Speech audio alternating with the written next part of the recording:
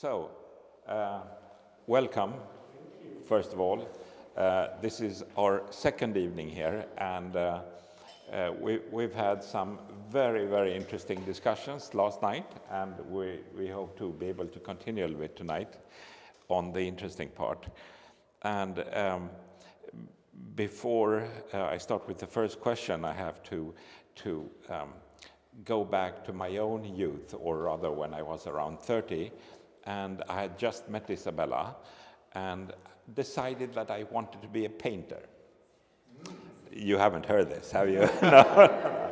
So we bought canvases, we bought paint, and so far and so on. And Isabella knows very well that when I tried to start to mix paint, it all turned out brown. So very far from this color. But so the first question. But before you go on to the first question, it reminds me that when I started as a painter and then went on to initially to make sculpture, partly to get away from painting, and because I had exactly the same experience. Every time I mixed the colors, I ended up with brown. And so it was only when I realized in the 90s that the way to deal with color was not to mix it. Well, so now I never mix, no color is mixed. No color is mixed. Well, So they look better now. That's what you get when you don't mix them. Well, in any event, so since Michael lives part of the year in Venice, I thought I should start with an Italian question, and it's really extremely well-known writer, artist, architect named Giorgio Vasari that once defined what is important for a good artwork and a good artist, and he said that it was craftsmanship, basically, the ability to draw, draftsmanship. And then it was quite important that you had a sense of proportions and finally your own style. If you had that, you were a little bit on the way. So since I am total failure, you've been an art teacher, so tell us, can you learn? Well, I mean, the thing that's so interesting about Vasari is, and it is amazing that he wrote this book when he did in the Renaissance. He knew all these people. If you've never read the book, it's well worth reading. You can read it just like you were reading a contemporary document about what artists are like, and there's a bit of history, and there's naughty anecdotes about them, and some of them are a little salacious about what they got up to, but it's very interesting. But one of the most interesting things about the book is that it is the birth of modern art. It is the first time that the artist is recognizable as our idea of an artist. If you go 100 years back into the late Middle Ages, even at that time, artists were craftspeople. They were like furniture makers. They were, the idea of putting their name to something, occasionally in some cathedral somebody has scratched their name someplace, but nobody was known. And the idea that you had a style, the style was a kind of universal medieval style in which people acted out. You didn't pursue any kind of individualism. And it's really the Renaissance that you first have all of this, which we recognize today as what we understand as an artist. And then, as far as, obviously, the backbone of Renaissance art is drawing, and it's not surprising that he would see that as very important. And also, they had a sense of idealism. There's a lot of utopian ideas, and they're all unified in their belief because everybody's a Catholic. Everybody believes in the same thing. Everybody thinks it's going to be more important to be in heaven than it is on earth. And there's an attempt to find a kind of perfection in the world, which is the idea of proportion, that you're trying to find an ideal proportion to things in order to mirror what you expect in the future. So, coming back to your question, we don't have this world today, as you may have noticed. We all disagree with each other about absolutely everything. There's no universal religions, there's no universal belief systems. In every one of them, there's fragmentation of our ideas about everything. And our idea about art has expanded to include many, many different things. And today, it's safe to say that there are no standard basic things that anybody needs to know. There's nothing that somebody can tell you you have to know as an artist, that I can't think of a major artist who can't do it.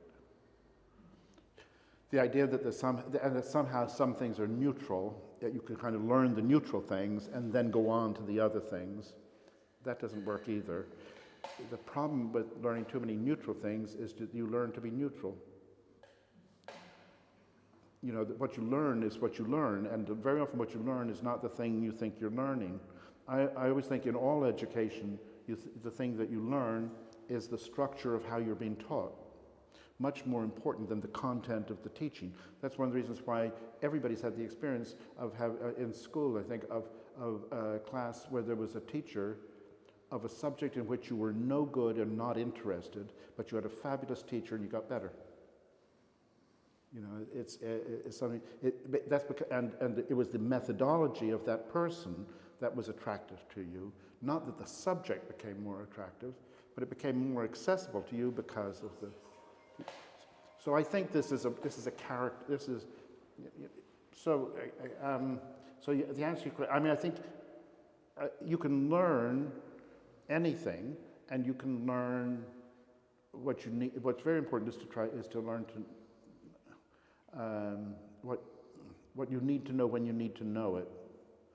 I think it's my experience of teaching was it's a waste of time to teach everybody to weld, or it's a waste of time to teach everybody to do life drawing or whatever you want, if most of them have no interest. If you need to know how to weld, you'll be surprised how easy it is to learn to weld. If you don't want to learn to weld, you can waste months making terrible mess of things. As soon as you have a purpose, learning is much easier. And so I hate the idea that people think that contemporary art is unskilled. It's super skilled. It's just skilled in different things for different people. And it's different skills for different people, different skills for different personalities. Part of learning is finding the thing that you need to know and then pursuing it. But to me, if the making of art is not based in pleasure, I don't know what one's doing it for. And pleasure is doing what you want to do because you want to do it. And so one of the problems, and art students have this a lot, is people come in and the education system implies that if something isn't horribly difficult, it's not worth doing, not worth learning. The harder it is, the more important it must be because it's hard. And this is a terrible idea.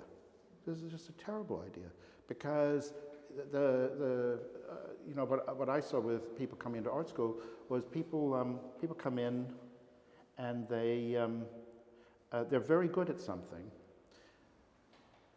but they think it's nothing. And the reason they think it's nothing is because they're good at it. So they dismiss it and they assume, I can do it, you can all do it. And they're wrong. They can do it and you can't. And you're not even thinking about it. It's so easy for them. And I found often when I was teaching, I'd be talking to somebody who was doing some kind of terrible painting. And trying to distract myself, I'd say, well, what's that notebook down there? And they'd say, oh, it's just something I do at home. So I said, let me see the notebook. And I'd look in the notebook, and in the notebook I would find just amazing things in the notebook. But this was the notebook they don't show anybody because they do it at home where it's not, because you see the paintings are being done they think they're what I want. They're trying to please me by doing this thing. This is a long way from your question. Yes, but the conclusion is basically there is a chance for a late bloomer. I can restart again. And I do believe that in a sense everybody could be an artist if that's. I mean, it would not be the reason why people are not artists because they don't want to be artists enough. That's all. Well, apparently you wanted to be an artist Yes. enough, which brings us to a little bit of the discussion we had last night about the challenges of moving forward in art and in art education, which you of course have played a major role. And if you look back at your life and try to revisit some of the challenges in becoming who you are, well, yes, what is Where it? can I begin? Well, the first thing, the first challenge is how do I survive? I started teaching when I was 25, and my students were only a few years younger than me, and but I only was teaching because I needed to make a living, and at the time it was possible for me to get a job in an art school, which was the most wonderful, from an artist's point of view, you're so close to what it is that you're trying to do. It's the perfect job. It's the perfect job if that's what you want to do. Over the years, these jobs no longer exist in the way that they once did. When I first started teaching in England, most artists taught in art schools and most artists taught part-time. So you might teach 1, 2, or 3 days a week. You might teach one day in one art school and another day in a different art school, and you made enough money to survive, and that's why you were doing it. Now the jobs are all full-time. There's 4 people instead of 20. It's a role now in a way that it wasn't. I was very lucky at the time that I did it. But so surviving is the first thing. The other thing is what I consider finding your voice. And you're finding your voice in what you do. And it's interesting because I saw when I was teaching, there are kids who are 19 years old and find their voice. 19. And their whole career is already, I see the roots of the career. And I know now they're all grown up. They're in their 50s, 60s, and I know exactly where it came from, and it was right there when they were 18, 19. And there's other people who don't find their voice till they're 45. Gee, it's sad, but that is what it doesn't automatically come when you wanted it. And you can't tell. I have to say, I started the kind of work, the basis of the work I'm doing that's here in 1978, and in 1978 I was 30-something, 37, something like that. That was the very beginning of making drawings. The paintings, I didn't start the paintings until 95, 96. Well, I was in my 50s. I'm a very late starter in considering that this is the body of work that's given me a reputation and given me, that's why you're here, is because of the work but I didn't start, I was 55 before I started it. I always thought one of the best thing for older artists is Joseph Albers. Joseph Albers was famously at the Bauhaus, and then he was at Black Mountain College in America, and then he was a professor at Yale. And he became a professor in 1949 at the age of 60, and the same year he painted the first Homage to the Square. He was 60, and he made the first one of the work for which everybody knows him. That's a very good story if you're a bit late starting. So,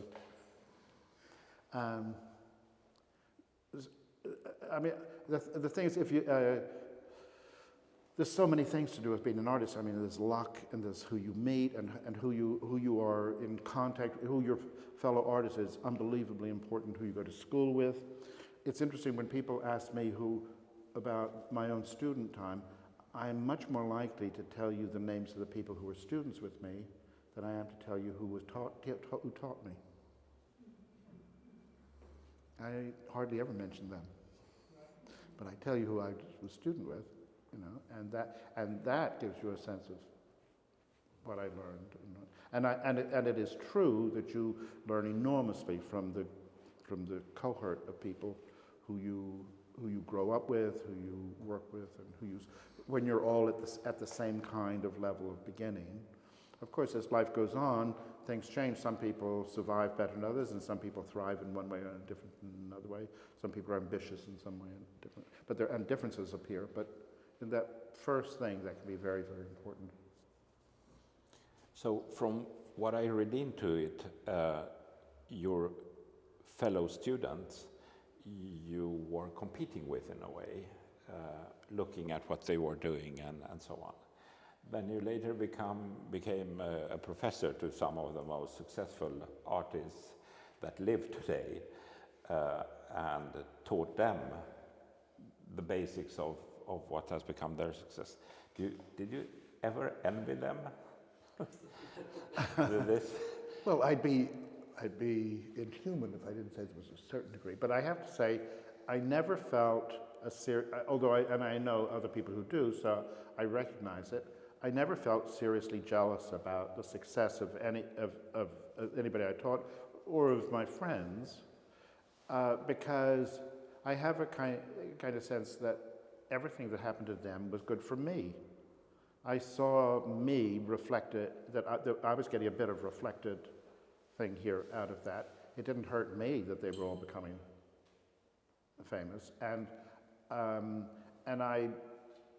mean, it's interesting because when particularly, you know, we're talking about the people like Damien and Gary Hume and all those people, when they started to become famous, I had friends tell me, other artist friends say to me that I should not allow my name to go forward as associated with them as their teacher, that it would damage my career as an artist, as an individual.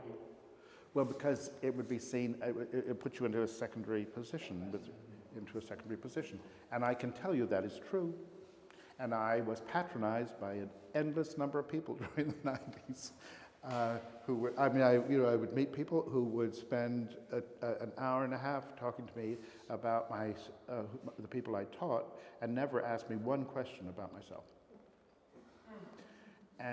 But I figured that that the thing that would come from me from this because it was so interesting about what was happening, I didn't feel like disassociating myself from it. I wouldn't have been able to do that. But also I thought, well, someday it will help me. And someday it did. And now people ask me as one of the questions about it, but it's one of the questions, and I'm not here because I taught somebody else. So it worked out all right. The other thing that happened, which is also at that same moment, was the kids I taught were very, very young who became successful. They had not, I was saying, none of them had an MA degree. Every single one of them was simply an undergraduate. They left art school and went straight into the world. They were very, very lucky, very unusual. But I had people say to me, they're much too young. It's very, very bad for them. They should wait 5 years at least before launching into the... And I said to people, look, the door has opened. Go through the door. There's no sense in saying, could you keep the door waiting for 5 years and then when I'm ready, I'll go through? Please, if somebody comes to you with an opportunity, take the opportunity. Take the opportunity. And that's what they did. That's what they did. And and they were too young for it. It didn't make any difference. They grew up fast.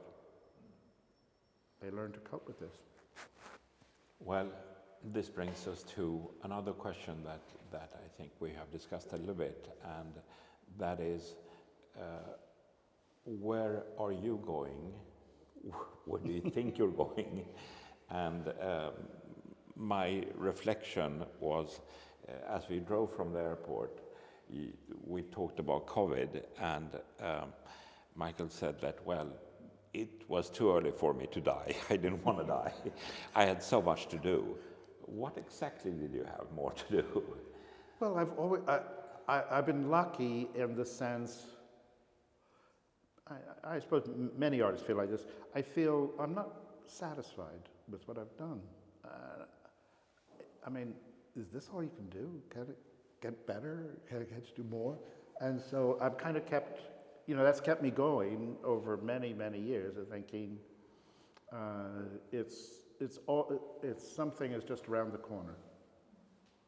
And you got to go around the corner to find out. So, and but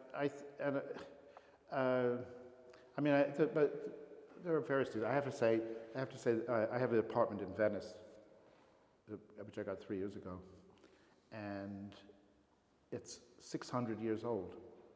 The building is 600 years old, and the apartment needs certain things done to it, and I've got a moral obligation to look after this 600-year-old thing, which is in my hands.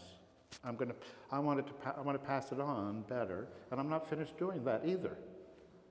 I've still got work to do on the apartment. So, I think it's like owning an art. I feel like owning that place is like owning an artwork. You're only a custodian.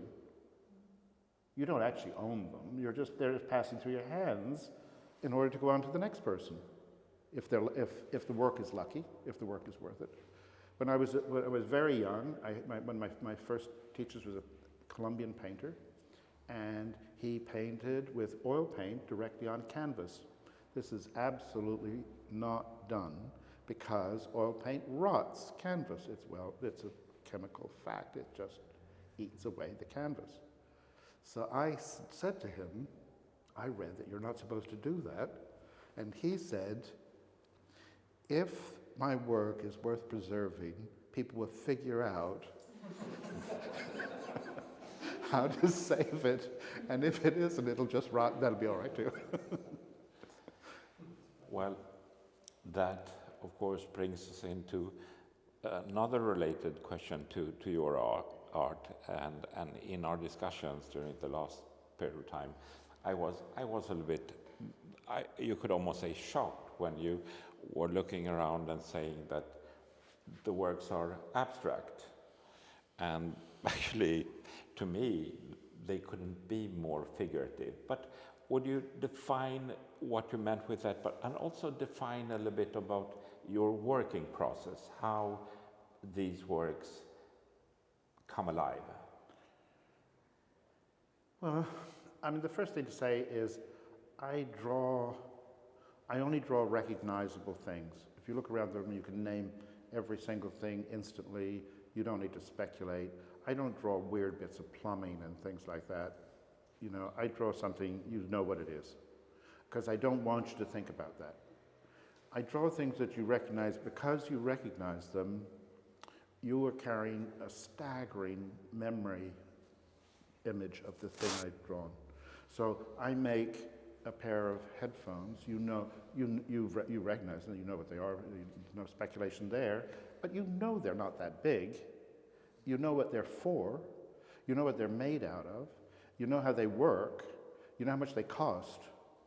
I don't show you any of that. You're carrying all of that. You bring that to the work. I don't need to put any of that in. I just give you the basic thing, and you fill in that stuff. And in a way, and you see, for me, people say to me, I prefer this image or that image. For me, they're all the same. I draw everything the same way. To be honest, I don't really have very much preference for any of them. And in a way, it's a funny way to say it, but I don't really care about them all that much. I do and I don't. I do and I don't. And they're a kind of vehicle for something. It's like, again, going back to Albers and the homage to the square, they're not about squares. They're about color. The squares are so he can have the color. He doesn't call it homage to color, but that's what it actually is. It's not homage to the square. And so I'm doing something which is, I think of myself as doing something, when you repeat a word over and over and over again, and it becomes kind of nonsense, you start to wonder if that's actually how it's spelled, or if that's really the right word, or something like that. And I'm giving you something that is so bloody overt that I'm meaning it to be kind of invisible. It's like the opposite of its visibility. And the thing that I'm dealing with is the abstract. You know, I mean, and the certainly very interesting thing about this. If you think about the thing that makes an artist recognizable, if you ever see a work of mine again, you're never going to have any trouble knowing it's me, right?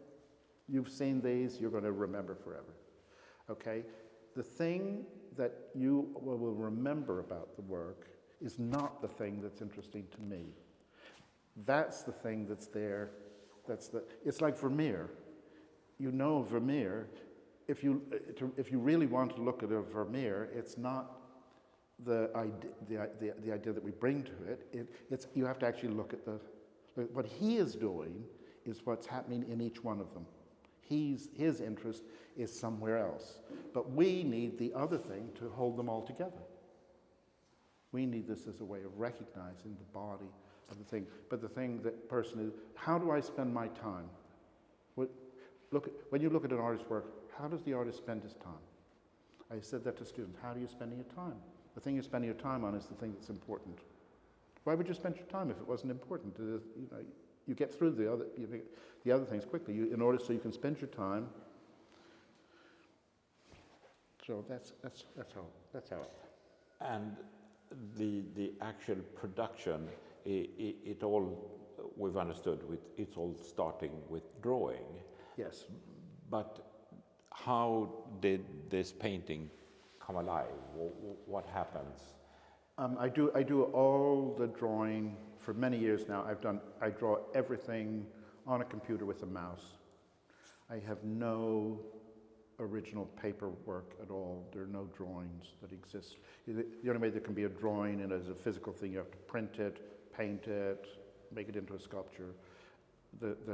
Otherwise, they exist.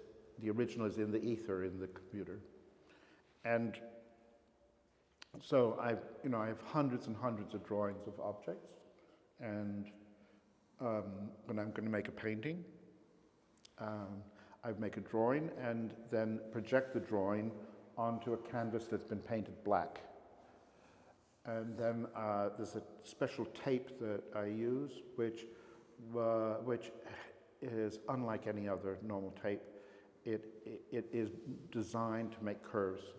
Tape can't curve, normal tape of any kind. If you try making the simplest curve with a piece of tape, it's unbearable because it literally can't do it. Whereas this tape, you can see, I can make incredible curves with the tape. So then I do the drawing on the canvas, on the whatever the ground is. And I do it on the black, and then the line is sealed, and then all the colors are added. And when all the colors are finished, and the colors, there's usually about 5 or 6 coats for each color, because they're painted comparatively thin. All the painting is done with small rollers, paint rollers. So there's no brush strokes, there's no just like the line is perfect, the color needs to be perfect too. And then when the whole thing is finished being painted, then you pull the tape. And when you pull the tape, the black lines appear. So the first thing you do is the thing that it looks like the black line is on top of everything else, but in fact it's under everything else.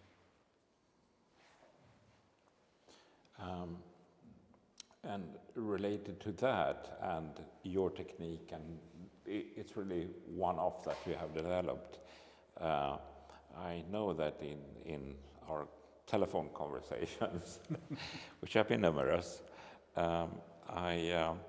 you once expressed that you're not interested nowadays in what other people are doing, and I very quickly refer that I know some very good artists your age, very successful, that say that they don't look at anything that is going on in the art world.